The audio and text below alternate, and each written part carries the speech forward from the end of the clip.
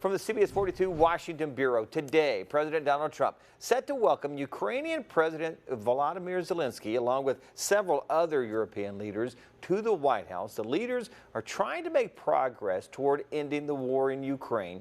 Our Washington correspondent Rashad Hudson joins us now live with more. Good morning, Rashad. A big day coming up. Hey, David, good morning to you. This is shaping up to be one of the most high-stakes diplomatic gatherings since the war broke out. President Trump bringing together Ukrainian President Zelensky, as well as other European allies, to the White House today to talk peace.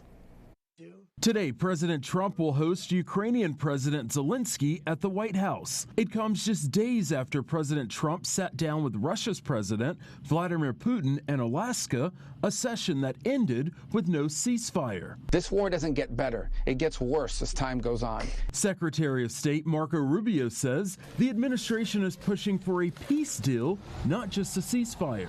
The only way to reach a deal is for each side to get something and each side to give something. And that's been very difficult. The leaders of Germany, France, and NATO's Secretary General will also take part. This will mark Zelensky's first return to the White House since his tense meeting with President Trump earlier this year.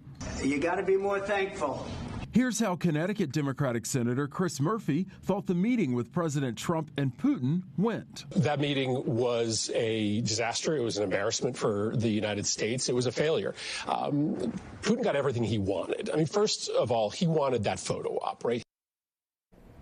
And the White House says today's meeting will signal whether real peace is possible in the months ahead. David? So, Rashad, why is it in the interest of the United States for there to become a deal, and these two to reach a deal here? Well, the White House says they're trying to stop this war from spreading to other countries in Eastern Europe. They're also concerned about the rising cost of energy because that's a big factor when it comes to this war.